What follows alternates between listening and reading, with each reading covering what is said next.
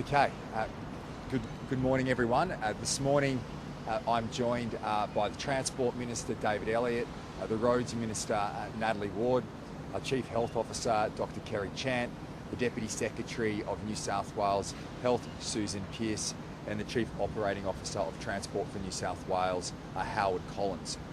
Can I begin by extending my condolences to the families of 35 people who have died in the last day with COVID. Our thoughts, our prayers and our hearts go out to all those families at this difficult time. Can I also thank our health workers once again who are on the front line day in, day out, providing care and support for people right across our state. From the cities to regional and remote New South Wales, our doctors, our nurses, everyone involved is to continue to move through this phase. And on behalf of everyone in our state, can I thank you all for the work and the support that you're providing people in our health system throughout our state. Today, as we do every Friday, we are releasing how we are tracking in relation to hospitalisations and ICUs across our state. It's pleasing to say that we are tracking within capacity and the trend is in a positive trend as well. That obviously does not mean that our health system is not under pressure.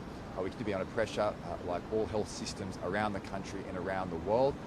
But there are some pleasing signs that continue to come through the modelling, particularly when you look at the best case scenario that we put out a few weeks ago. In addition to that, what is also providing greater support for the health system at this time, you might recall a few weeks ago we had around 6,000 furloughed health workers across our state. That was putting a strain on the system. Today that figure is at around 3,700. So we're having many frontline health workers being able to return to our health system to continue to provide that care and support for people who need it across our state. I want to touch on schools, and obviously we're here to make an announcement in relation to the return to school transport plan today, but I can announce today that every school across New South Wales that starts next week has now received their rapid antigen tests. This has been a phenomenal effort. It has been, as we've said, a military operation. We set out to achieve this a few weeks ago. We always thought it would be a substantive challenge, not just in the procurement of these tests, the distribution right across New South Wales to schools, public schools, independent and Catholic schools. It's over 3,000 schools right across New South Wales that we've been able to distribute these tests to, as well as 5,000 childcare and early childhood centres across the state. So it has been a mammoth effort. I want to thank and congratulate everyone involved, whether that has been a Department of Education teams who have volunteered their times on weekends to help package, to help organise this distribution in a way that would ensure that every child in every school and every teacher has access to these tests. We have worked alongside the Victorian government to achieve this outcome. We're the only states in the country that have been able to achieve this program due to the fact that we went out and procured a substantial amount of these tests. But it should give confidence, a lot of confidence, to parents and to teachers that when we open up schools day one, term one, we are doing so in a safe way for you and your family.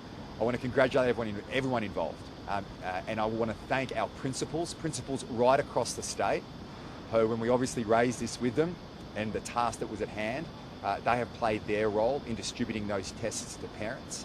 Those tests are required twice a week. We obviously don't stipulate the date. This is about being flexible. We know parents are busy. We know getting back to school on day one is a challenge for all. I certainly know that, having 4 kids going back on Monday morning. But we have done so in a way that should provide confidence and be reassuring to parents and teachers across the state. And I want to thank and congratulate everyone for this effort. It has been a military operation, but to see where we are today, to have every school that starts next week having those tests distributed, and I want to thank the principals who are now distributing those tests to parents. But one final point I'd make there is, if you are a parent And obviously every school is different and you can't pick up your tests on day one, don't worry. The schools will provide your child with those tests as school commences. We obviously want as many parents as possible who are able to go and pick up those tests before school starts. Please do so. But if you can't, for whatever reason, don't worry about it. Those tests will be available when you come to school on day one.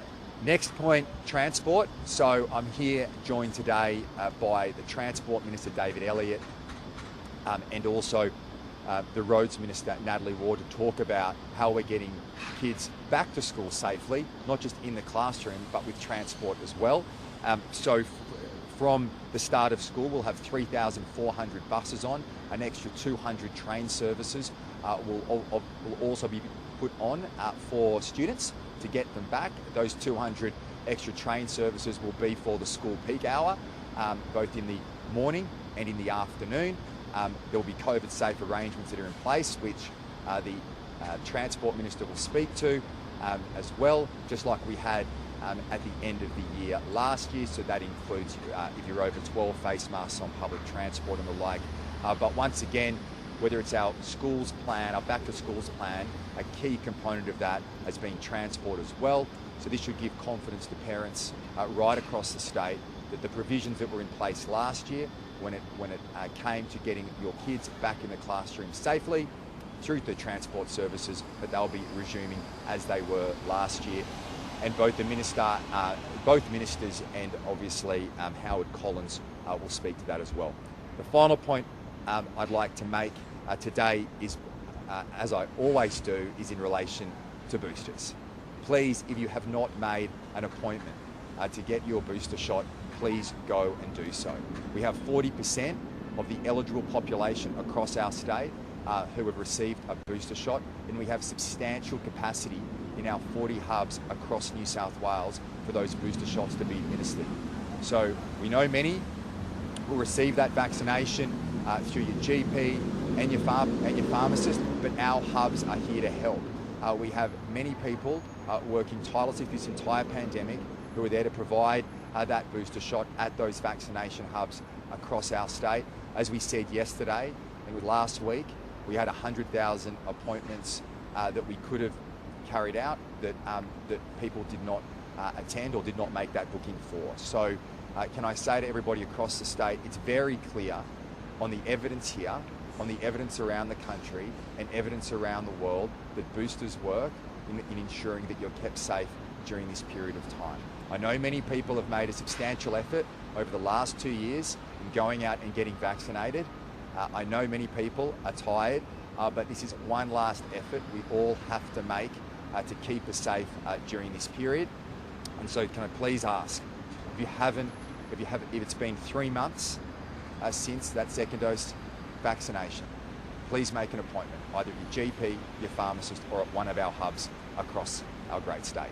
Once again, can I thank everybody right across our state. We are doing incredibly well, and that is because of all of you and the efforts and the sacrifices you have made. We can continue to treat people with kindness and respect, the way that we've done so over the last 2 years. We will ensure, as we have in the past, our state will come through stronger out the other side. I'm now going to pass to Dr. Kerry Chant, who will provide a public health update. Susan Pearce will then provide an update in relation to our vaccination program and boosters, and also speak to the modelling that we are releasing today. Minister Elliott will then provide some further details in relation to our back-to-school transport plan. Minister Ward will then speak to the transport plan as well, particularly in relation to road safety, because as of today, our school zones are back on. And then Howard Collins will provide some further information in relation to transport across the network. Premier, there are currently 2,737 people in hospital, including 189 people in ICU, of whom 78 are ventilated. There were 13,333 positive tests returned in the 24 hours, including 7,077 positive rapid antigen tests and 6,256 positive PCR tests. Those positive PCR tests, that 6,256 positive PCR tests, were returned from 37,463 PCR tests. So thank you everyone for continuing to get tested, and please remember, if you've got symptoms, please stay at home and get a test. Today I will be giving more details, as I do on the weekly summary of the deaths, to give people a sense of the underlying vaccination conditions that people are dying with COVID, and also the vaccination status. But before I do, I'm announcing that there's 35 people have sadly died of COVID in the last 24 hours, 20 men and 15 women.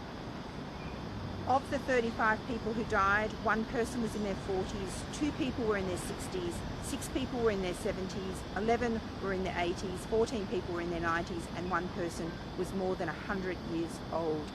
Can I pass on my condolences to the families for their loss? 8 people had received 3 doses of the COVID vaccine, 15 had received 2 doses, and 12 people were not vaccinated. We're also today announcing an additional 35 deaths that have occurred in the period from the 2nd of January through to the 20th of January in aged care facilities in southwestern Sydney. You can imagine that this has been a very busy time for southwestern Sydney, when they're experiencing quite a number of cases of COVID, and we've had a number of outbreaks in aged care facilities. And so whilst the local health district has been working with the Commonwealth and the aged care facilities to support and focus on the response, there was a delay in reporting those deaths to the ministry for the purposes of the statewide reporting. In the media release, it details the dates on which those deaths occurred, and they're from that 2nd of January through to the 20th of January. We have reached out to all our other local health districts to ensure that the processes are streamlined for the reporting to the statewide reporting purposes, and we've been no additional issues have been identified to date. So can I also pass on my condolences for those who have lost their loved ones. In terms of the summary of deaths for the last week, from the 21st of January through to the 27th of January 2020, and these do not include the additional 35 that we've indicated. There'll only be a small overlap with that on one day, being the 20th. But of those 210 deaths in the last week, 192 were in people over the age of 65 years. 43 of those died in aged care facilities, 147 died at hospital, and 2 died at home. Of those who died at home, there was a gentleman in his 60s and a gentleman in his 80s. 1 was not vaccinated and 1 had received 2 doses of the vaccine.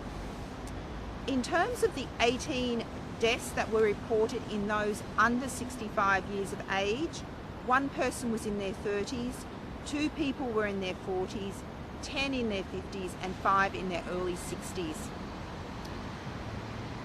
8 of those 18 individuals were not vaccinated. And the 1 person who died that did not have significant comorbidities was in that unvaccinated group. So 8 were not vaccinated, 1 had 1 dose, 8 had 2 doses, and only 1 had received 3 doses. So again, it stresses the importance of the booster dose for protecting you, but also protecting those around you. I'm also going to give you an indication of the significant comorbidities. Now, this is challenging because people often have multiple underlying conditions. So when I report the numbers against each category, it will mean that some people are in multiple categories, so the numbers won't add up to the 18. But 2 had significant cardiac disease, 2 had significant obesity, 3 had chronic pulmonary disease, 1 had asthma, 4 had diabetes, 2 had chronic kidney disease, 1 had severe liver disease, 6 had cancers, 1 had severe mental illness, 3 were on a palliative care pathway pre-COVID, and 3 had some very rare genetic severe conditions. So obviously it is tragic to see that loss, but again it highlights the importance. We want everyone to get boosted, but I particularly want people who have got chronic conditions affecting their neurological systems, their hearts, their lungs, their livers and kidneys, or that are overweight or obese, to get vaccinated, and the elderly to get that booster dose. We know for greatest protection against the Omicron variant, we need that third dose. So please do not delay. And please, we always assume that information's got out very widely. But I think we who are engaged with COVID day in, day out, forget that many members of the community may not have had the opportunity to hear the message that the booster is recommended for 3 months now. The interval's 3 months. So can I urge everyone in the community to just check with your loved ones, check that they've heard that message, and really facilitate them getting the vaccine as soon as possible. Just to start with the booster doses, we had a good discussion yesterday afternoon with our colleagues from the Department of Customer Service, and to pick up on Dr. Chant's point, what they told us that were around 50% of respondents to one of their recent surveys hadn't realised that they were actually eligible now for their booster dose. So if it is 3 months since you've had the second dose of your vaccine, you are now eligible. And I think it's really important, as Kerry said, please check with your friends and family. I was in a taxi this morning. I asked the taxi driver had he had his booster. Take every opportunity to talk to people around you about whether they are aware that that 3 months after your second dose is time.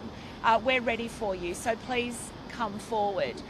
It is pleasing to see the rates climbing up, but as we've said repeatedly, we certainly would like to see those get higher. The other piece of feedback that we received yesterday from our colleagues at Multicultural New South Wales and some of our other agencies that we were working with is that people in the community think that because Omicron is more transmissible and people will get it in larger numbers, that there is no point having the booster. Nothing could be further from the truth. The reality of it is that for some people, Omicron will be a very severe illness. The vaccines help to protect you from severe disease, and that is the key reason why we are urging people to please come forward and have your booster. With regard to the hospital modelling that we've released today, you'll see that the hospitalisation numbers have certainly plateaued, as we said last week. We do think that in the coming week we will start to see them drop, and of course they may not follow that lovely curve that's on the page, but and it may be a bit lumpy, but we do expect that in the coming week we will start to see some declines. Pleasingly, the ICU number remains under the most optimistic scenario, but again, to state the point, our hospital system is working very hard. And we are very grateful for the investment that has been made in our health system over many years. But part of the reason that it is working in New South Wales at the moment is through meticulous planning and effort of our health staff. Every day, our health staff, doctors, nurses, allied health, our cleaners, porters, everyone in the system is getting up, going to work, putting on PPE and doing a hard day's work to protect our community and each other. We have to acknowledge them and the work that they're doing at the moment, and we do pay respect to all of our health workers out there, including everybody in the primary care setting. There are tens of thousands of people at the moment who are being cared for safely at home with COVID. And again, Omicron did present us some new challenges, but we rose to that challenge to help people safely care for themselves at home with this disease. And our teams in those community settings are working very hard to do that. We're closely looking presently at our elective surgery plans. We'll have more to say about that in the coming week in regard to what we do. But please know that as soon as we can safely resume non-urgent surgery in our system, we will do that. But we have to be cognizant of the pressure that the system's under and make the right decision in the interests of both our patients and our staff.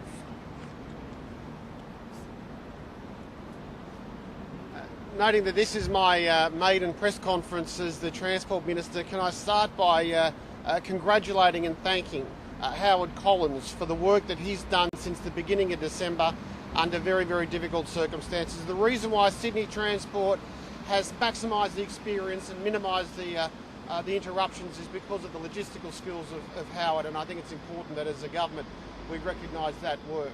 And I also acknowledge and thank the frontline workers of our transport system. Over the course of the last month, I've made a couple of clandestine visits to train stations and ferry wharves and bus interchanges, and I've spoken firsthand to many of those frontline workers. Many of them, as I said, have been exposed to the virus. Morale is high. I think they love Sydney. They just want to get Sydney moving again. I also thank their agility in making sure that they've been able to move around resources and assets to ensure that we do enjoy the summer that we have. And I'll be actually making some announcements about how we're further going to recognising the frontline workers in our transport system over the course of this year very, very soon. In relation to back to school, next week we will see the substantive return of our students. Nothing is more important to this government than the health and safety of our students. And we want to make sure that they have available to transport themselves to and from their places of learning. They deserve it, they need it, they're hungry for learning, that's quite clear. So that's why we will be going back to pre-pandemic public transport services for our students, with an extra 3,400 dedicated bus services to get kids to and from school, as well as an extra 200 train services to ensure that the back to school experience has got minimum disruption. I know as a parent of myself that there are a lot of mums and dads out there that don't want to expose their kids to the virus by using public transport. That's why they're driving them to and from school. I get it. Which is why I specifically appeal to those parents that live close to the schools. Think about walking. Think about riding the bike. The kids riding their bike. I find it absolutely frustrating this morning in my own electorate, seeing families that I know live within 1,500 metres of the school drive their kids to school. It's not necessary. If you want to make sure that your kid is mitigated, reduces the risk of being exposed to the virus, I don't blame you. So get them outside, get them walking. And there's no need to further clutter up our roads by driving just such short distances. Can I also highlight the fact that students will have their own obligations when they're using the buses and trains. They will be required to wear masks if they are of the appropriate age, namely 12 years and above. But you won't be thrown off the bus if you don't have one. I know kids can be forgetful, so can adults. If you forget it, don't panic. Don't walk home. Don't be concerned. You'll still be allowed on the bus, but you do have an obligation as a student to ensure that you mitigate the risk and you wear a mask. We hope that no child will be left on a street corner, but we know mistakes happen. I'm confident that the logistic plans that have been put together by Transport New South Wales are suitable. We'll see these kids back into a routine, which we hope will be a short-lived routine, and we can get back to the normal way of living. Good morning, everybody. Our school speed zones are back. We know that in our schools they're in force right now. From 8 o'clock till 9:30 in the morning, from 2:30 till 4 p.m, they're in force. That's 40 kilometres around every school in New South Wales. It's a very exciting time. As a mum, I know for kids going back to school after the summer break, they're really excited. Some kids, it's their first time going to school. We know that they may not be used to using school crossings, and kids in their excitement can be very unpredictable. I ask you to please slow down. We all need to recalibrate after the summer and come back, check in, and know that when you're entering those school zones, you must slow down. That's why we have flashing lights at every single school in New South Wales. 6,500 flashing lights to warn drivers to slow down in our school zones. We also have additional schools crossing supervisors to make sure that our kids are helped across those driveways to enter school. But please, everybody, there's an array of warning signs, the flashing lights, the supervisors. the dragon lines as you enter the school road, there's a number of warnings to let you know, slow down, you're in a school zone. We want to make sure this is a great return to school for all our students, and those new students starting their school year, a very exciting time. I would love to have not a single fine for speeding in New South Wales. That would make my day. Please everybody check in, recalibrate and know that around our school zones it's a 40 zone from now, from this moment. We're really pleased that this government has invested additional money into our school supervisors program, so there are more people out there to help our kids cross the road. We make sure that we have those flashing lights, but we're asking you to check in again and make sure that you're slowing down as those kids, we know there'll be an influx of them going to and from school. Thank you. Good morning everyone. It's great to be able to announce our back to school transport plan. Over the last 2 or 3 weeks we've been working very closely with our colleagues in health and education to ensure that every school principal and every school understands what our transport plan is. All my operators, all the people who are providing those services are dedicated to ensure that those 3,400 school buses, those extra trams, those extra school services on rail are out there to get kids safely to school and back again. It is very important to understand that we are working on the service plan, but also the precincts as well. As we knew last time, quite a few of those precincts get busy with traffic. I've got my transport commanders out there, a dedicated force from our police colleagues to ensure that we keep traffic flowing as well. And as Minister Elliott said, if you can walk, if you can use your cycle and get your kids to school locally as well, that will be fantastic. The important thing for us is we'll be monitoring what's happening over the next few weeks with our Joint Operations Centre at the Transport Management Centre, ensuring that we keep every bus movement, every precinct moving, and making sure that we leave no school student behind. We welcome feedback. We're certainly working with operators and each school to understand how we can help them. Reminding also a few people that 1 or 2 changes have happened since the last time maybe your child hopped on board public transport. So look out for that. Remember transport nsw.info, and also our dedicated apps giving all the information for public transport, as well as obviously keeping an eye on what those dedicated school buses are. It's really important, obviously, to respect our staff. They've been working, as Minister Elliott has said, tirelessly to provide services throughout the 2 years of this pandemic. Respect them as they provide those services, and they will be delighted to welcome every school student back on public transport and welcome them back to school. Thank you very much. Premier, in terms of a possible surge with back to school, last month the government was provided some modelling from UNSW that quite accurately said we'd see 25,000 cases a day in January. Has the government been provided any modelling about what the possible surge in cases could be once we add back to school in the mix? No, but what we have are the scenarios in relation to hospitalisations and ICUs, and we, as we have done so today, provide information to the public in respect of how we're tracking against it. They are the most important numbers. The most important numbers are the pressure on our hospital system and ICU presentations, and that has been our focus. We've always said as we've moved through this period of time that we will change our settings, make those decisions based on the information that's in front of us. Obviously, as school goes back and as many people post-school start getting back to life again after the summer break, there is no doubt with increased mobility you will see increased case numbers. But if you look at where we sit today, particularly in relation to our healthcare system, hospitalisations and ICU, we are in a very strong position. As Susan has said, we have invested heavily, not just from the outset of this pandemic 2 years ago, but over the last 10 years in building up the capacity in our health system.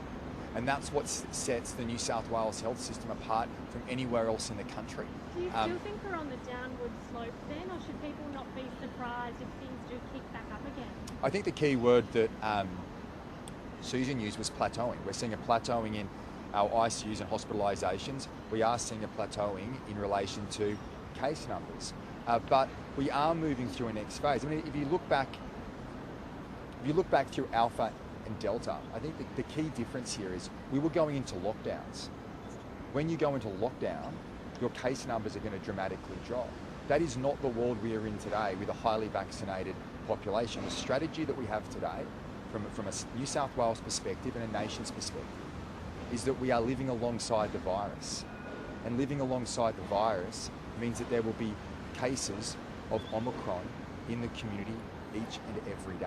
And when mobility increases, case numbers will increase alongside that. So that is the transition that we have moved to here in New South Wales, in Australia and around the world. Just on schools, the unprovoked lab testing schools after 2 weeks, usually that up. And secondly, what hospitalisation program, or is that notification?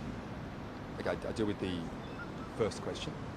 In relation to the rapid antigen test, what we have said is that we will provide for the first 4 weeks of school rapid antigen tests to parents and to teachers to be used twice a week. Now, as we move through this period of time over the next couple of weeks, we will naturally assess how the system is going and reflect on that, and if there are ways in which we can improve that system, we will. But we will have supply, like we will be distributing 4 weeks for the first 4 weeks of school for teachers and parents, but in terms of how they are administered, we will reflect on that after the first 2 weeks. Well, so the focus in relation to rapid antigen tests for bringing schools back has been a combination of work that health and education have done together. Now, the main focus has been through education. It's true to say the main focus has been through education, but that was the discussions that we've also with the Victorian government, because it's about instilling confidence in teachers and parents about going back into class on day one, term one. That's what that was very clear through the consultation that occurred with the Department of Education.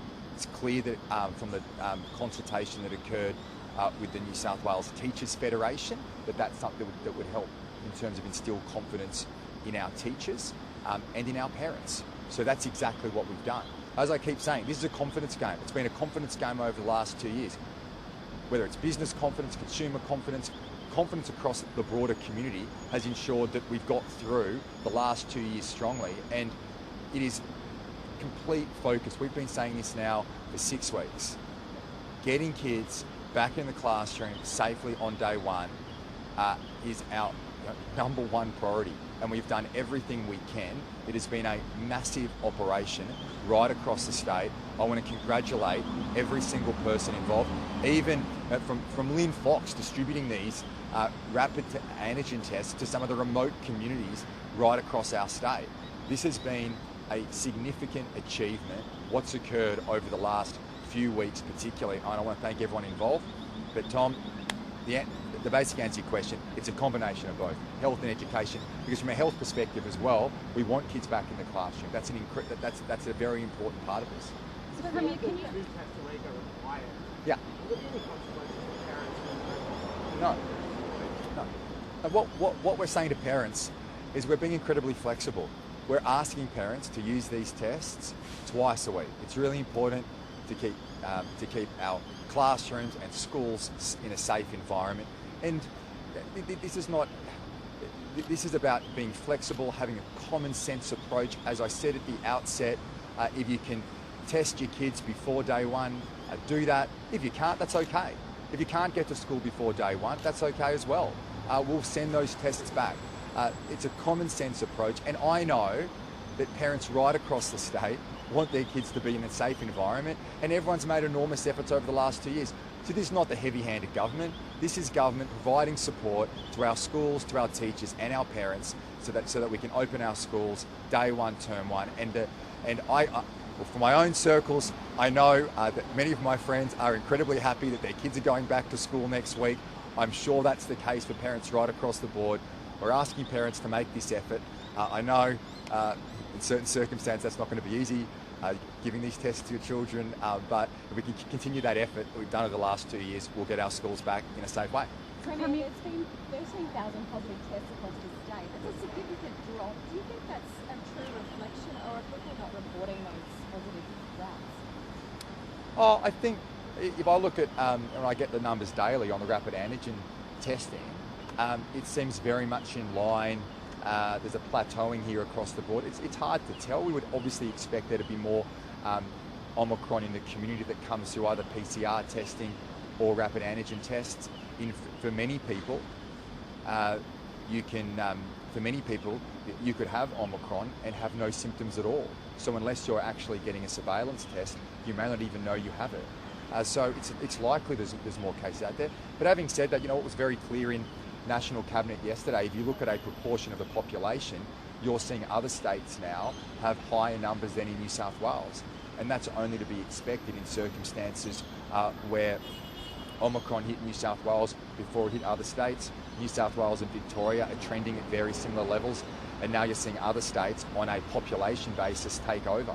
But once again, I'd make the point that even just on reported numbers, it would be our expectation that as kids go back to school, as the year kind of commences, let's be frank, Australia kind of sleeps up to Australia Day and then kind of gets moving. So as we move through this period of time, we'd expect cases to increase. Just on schools.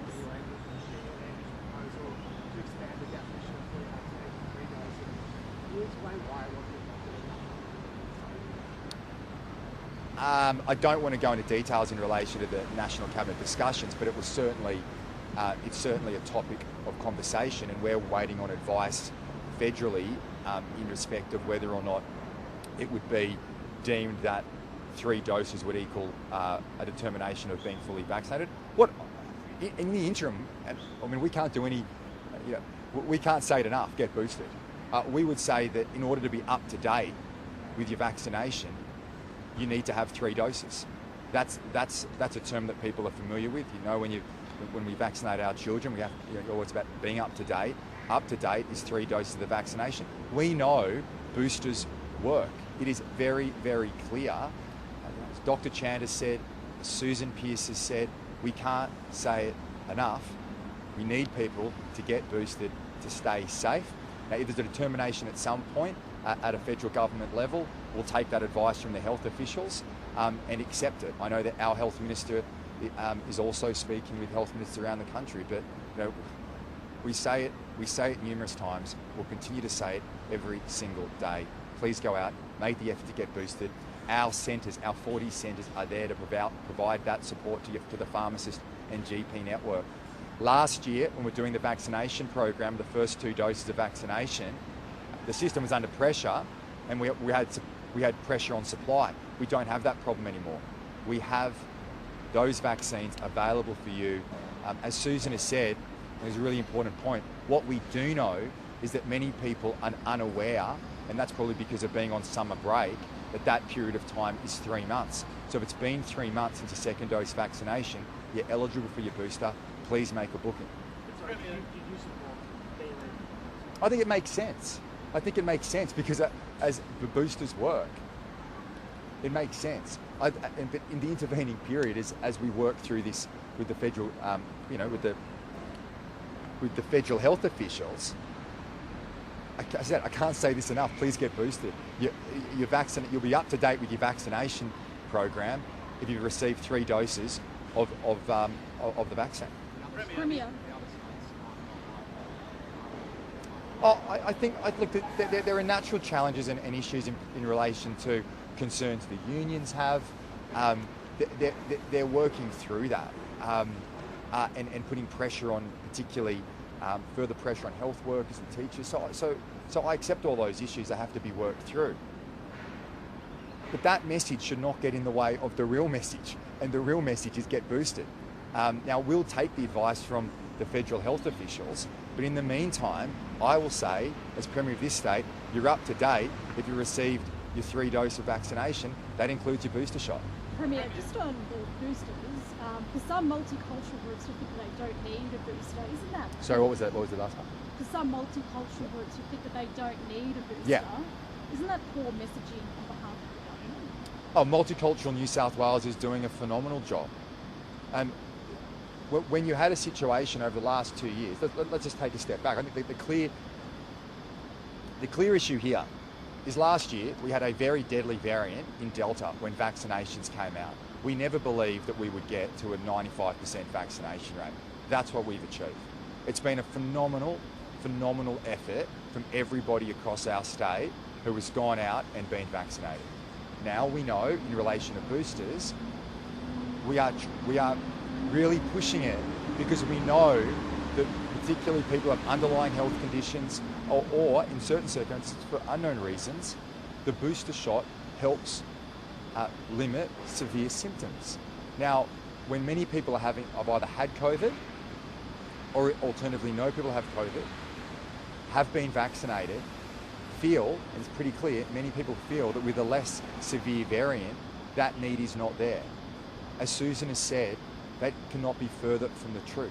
Now, Multicultural New South Wales has played a pivotal role over the last 2 years in getting those messages out. They continue to do so. It's not just an issue in terms of our multicultural and ethnic communities, it's an issue right across the board.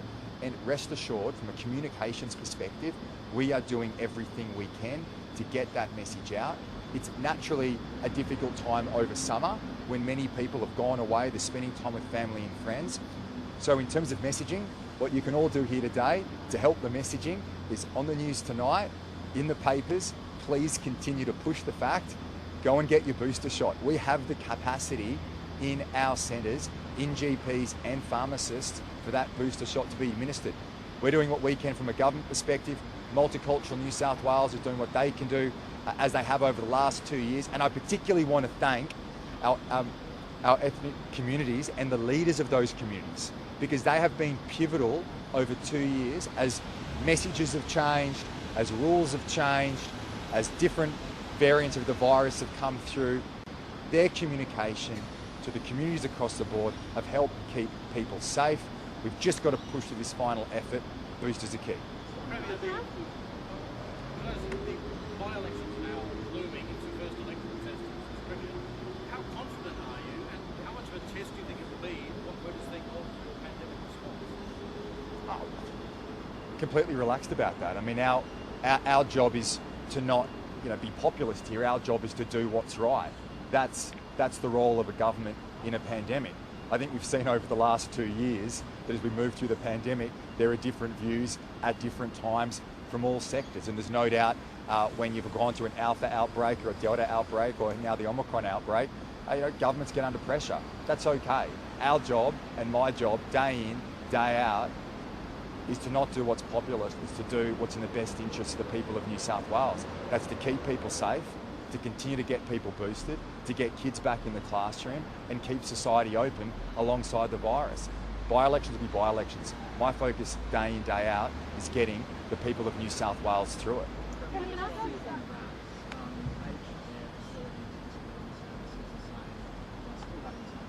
In aged care?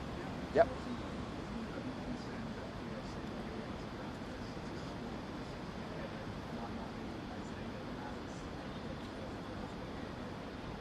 Good question. Well, firstly, I'd say that aged care is a federal government responsibility. That's the answer to the question.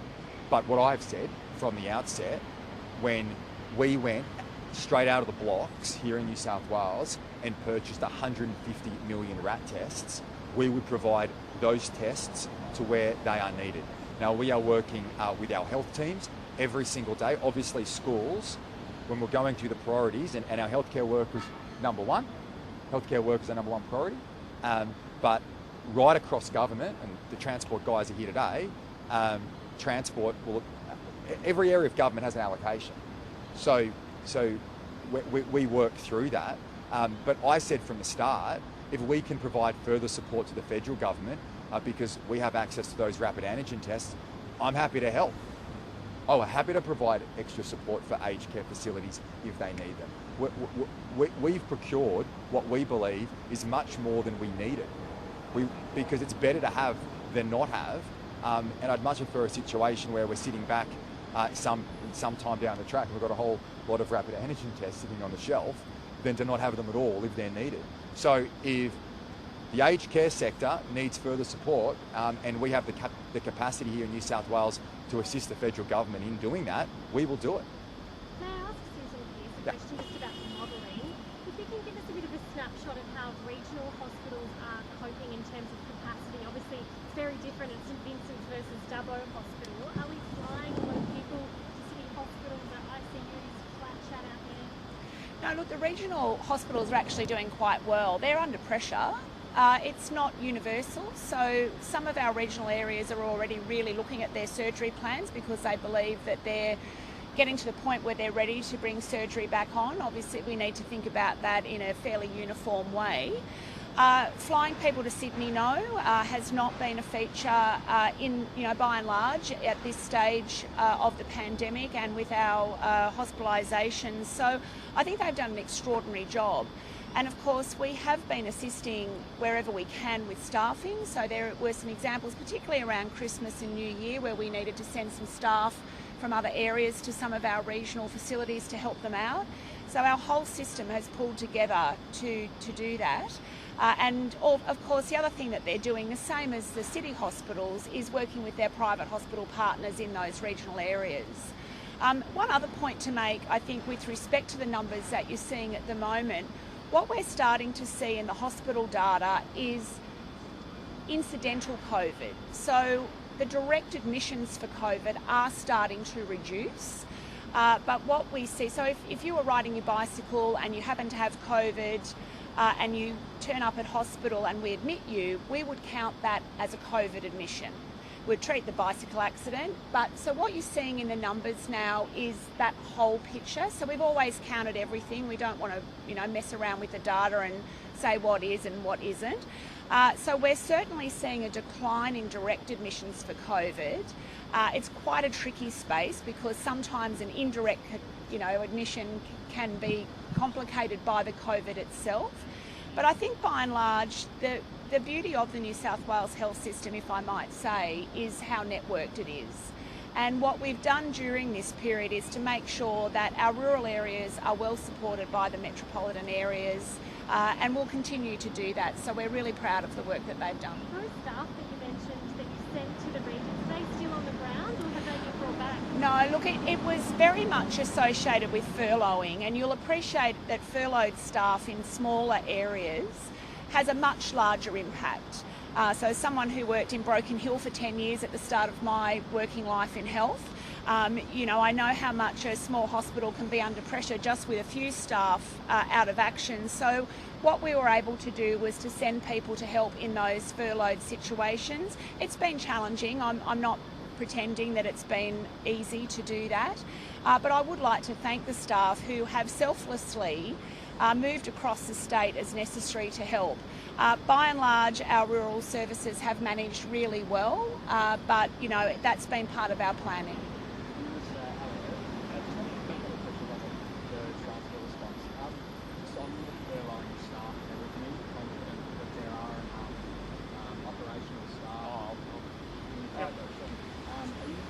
Sure. Are you confident you've got enough operational staff able to work given the challenge of Omicron? And how much of a challenge has that been for the late staff? I think certainly the number of operational staff we've got available to us has improved. I think as the Premier was saying, we've seen the peak of the peak where we had almost 2,500-3,000 active cases within the transport family. That has reduced as people have come back to work after isolation and recovering from COVID, and we feel confident that over the next few weeks, but we're fully aware of the issue where if there is a spike, we want to make sure our staff are safe. That's why we're saying to people when they're travelling on public transport, please wear your mask, wear it properly. If you're waiting at the bus stop or at a station platform, please do that as well. And for kids, please make sure you're wearing a mask. I know over 12 you've got to, or 12 and over, but if everyone could do that, we're out there keeping the place clean, making sure everyone's safe, and therefore our drivers and station staff will be safe as well. Just on last question, on capacity, I'm not sure who is best to ask, but on capacity for public transport, are you looking to increase that at any point soon? Okay, at the moment I think what we're seeing is there's about 40% of the pre-COVID levels of transport out there, but it is still 850,000 trips a day. It's a big number. It's essential workers, our health workers, education, lots of good people who have to use public transport, have no choice. For the month of February, We believe what we're providing today with the schools now getting a weekday bus service with schools, that is providing service where we're not seeing overcrowding. But we're working with obviously a lot of people to understand what does March, April and May look like, and I'm still working with Minister Elliott. We will come back to you with the plan going forward for transport. Premier, just on business support, are you considering providing any of that, knowing that many small businesses are hurting right now in what is essentially a de facto lockdown? Well, firstly, can I reject the premise in the question? That is not the case. If you look around the cities, if you look around the suburbs, a lockdown, everyone seems to have forgotten what a lockdown was, what a lockdown did for businesses. To say that is just not correct. A lockdown, which is what the Labor opposition were calling for, a lockdown closed businesses right across the state. A lockdown caused 300,000 people in New South Wales to lose their jobs. That's what a lockdown did.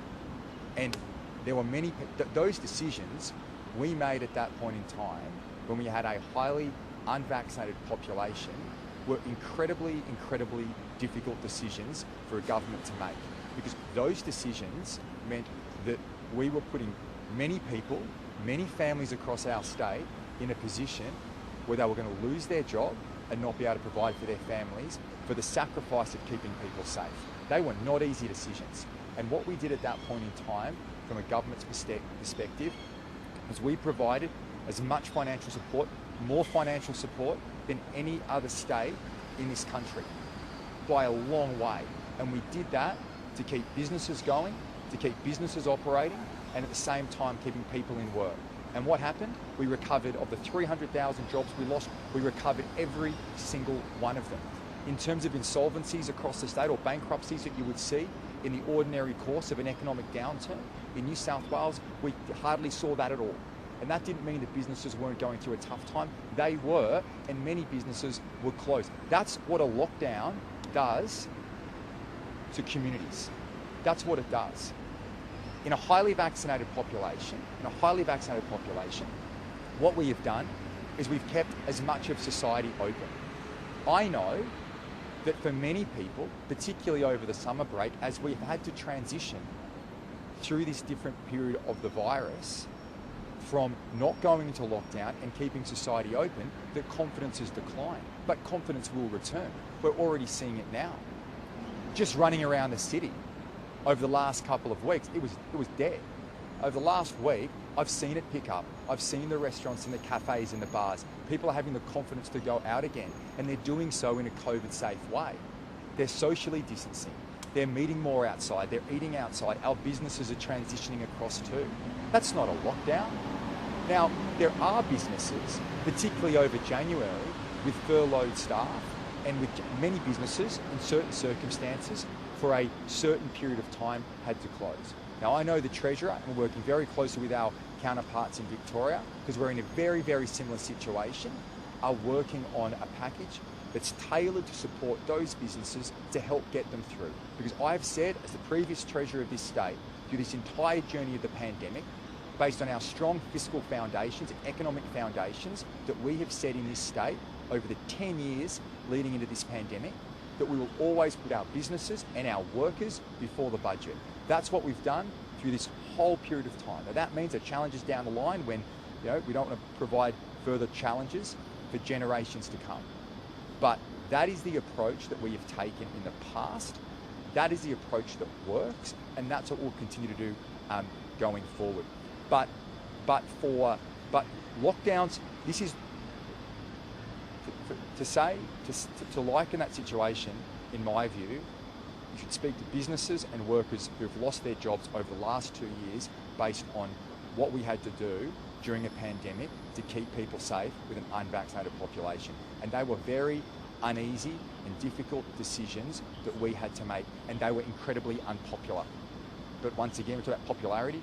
They're incredibly unpopular, but they were the right decisions to make in the circumstance we found ourselves in.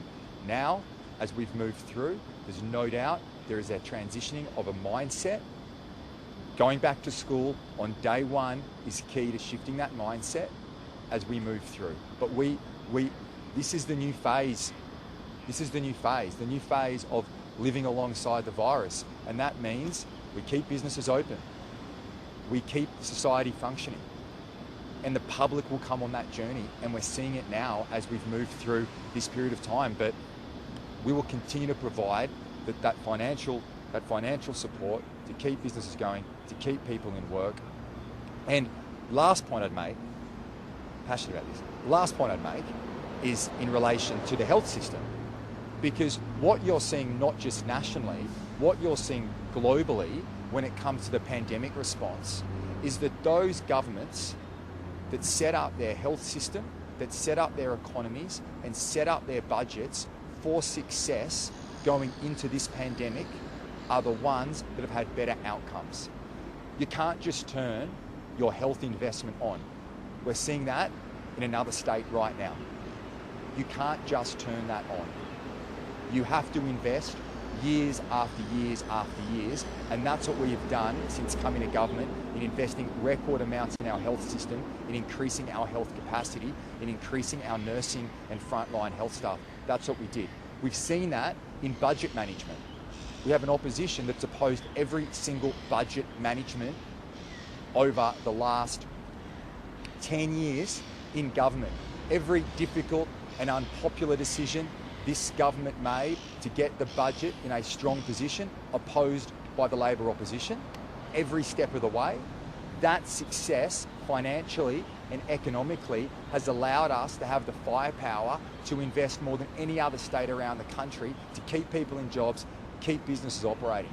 That's been the success here in New South Wales, and it's a standout success. Doesn't mean we haven't had challenges. We're in a 100-year pandemic. There will always be challenges. We won't always get everything right. But in the main, the response in New South Wales has been incredibly strong because of the foundations we laid before this pandemic began. Thanks. Can I just quickly comment on that without a test? Has anyone been fined for failing to report a positive test result? And if not, do you stand by that policy? Well, someone getting fined is not the sign of success. We made testing mandatory because we wanted to send a strong message to the public that it wasn't an optional. It wasn't an optional decision. It's important. I was asked an earlier question in the press conference in relation to how much Omicron is there in the community. Well, the best thing that we can do in determining that is have high testing rates. That's what we've had over the last 2 years. The efforts that people have made in going out and getting tested has kept our community safe. And now, as we move to the rapid antigen tests, which sits alongside still our PCR tests, which, by the way, are now coming back on around 24 hours. That's going very well. Our rapid antigen tests, we made it mandatory. You can't make something mandatory and not have a fine. That would have been the other question. It wasn't about the fines. It was about sending a clear message to the community that we want people to ensure they upload their rapid antigen tests. I'll check on the answer. My expectation would be no, and that's what it was always going to be. That's fine. That's not the point. The point is we want people to know we need you to upload your rapid antigen tests, particularly as well for our health teams. Because our health teams, by uploading your rapid antigen test, what it does, if you have any underlying conditions, it connects you with healthcare. So that's why we did it. If we didn't do it, if we didn't make it mandatory, then people wouldn't feel the need to upload those rapid antigen tests. We wouldn't be able to connect people to healthcare. So whilst decisions that you make in a pandemic are criticised from here and from here, my view was it's the right decision. We stand by it. Thanks. Thank you.